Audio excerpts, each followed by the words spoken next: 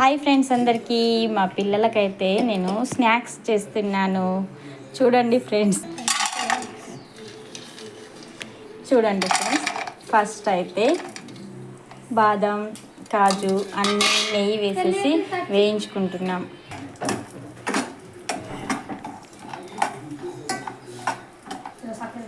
చూడండి ఫ్రెండ్స్, ఇలా వేయించుకొని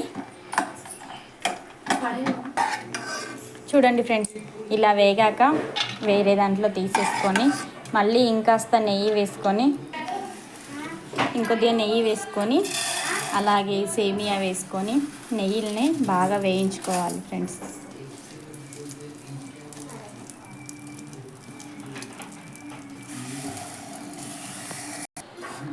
చూసిరా ఫ్రెండ్స్, ఇలా వేయించుకున్న తర్వాత మళ్ళీ వీటిని కూడా వేరే దాంట్లో తీసేసుకొని మళ్ళీ మిల్క్ పోసుకొని చూసిరా ఫ్రెండ్స్, మిల్క్ పోసాక ఇవి కొద్దిగా మంచిగా మరిగాక చూసారా ఫ్రెండ్స్, ఇలా అయితే చేసుకొని కాస్త నెయ్యి వేసుకోవాలి. ఇందులో కూడా పాలల్లో కూడా కొద్దిగా నెయ్యి వేసుకొని మంచిగా మరిగాక పాలు అందులో చక్కెర వేసుకోవాలి ఫ్రెండ్స్.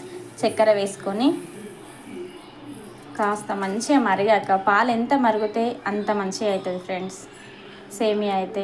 ఓకేనా ఫ్రెండ్స్, చూడండి ఎలా అయిందో. ఇంకా ఏం రెడీ కాలేదు, ఓన్లీ పాలు మరగాలి అంతే.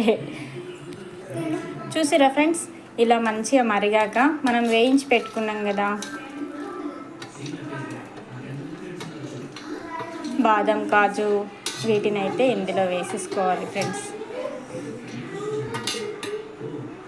చూడండి, ఇవన్నీ వేసేసుకున్నాం. సూపర్ కనిపిస్తుంది కదా. తర్వాత ఇగో సేమియా వేయించి పెట్టుకున్నాం కదా ఫ్రెండ్స్, ఇది కూడా వేసేసుకోవాలి అందులోనే. మరిగే పాలలో వీటిని కూడా వేసుకోవాలి.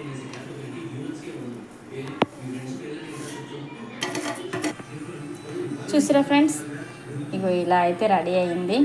ఇంకా మంచిగా అయ్యాక మళ్ళీ చూపిస్తాను. ఓకేనా ఫ్రెండ్స్.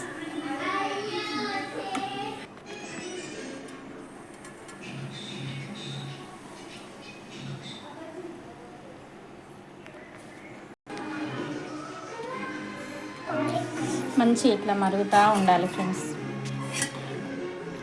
ఎంత మంచిగా అయితే అంత టేస్టీ వస్తుంది ఫ్రెండ్స్. ఇదైతే చూసిరా ఫ్రెండ్స్, మొత్తానికైతే సేమియా రెడీ అయిపోయింది. చూసారా ఎంత సూపర్గా అయిందో.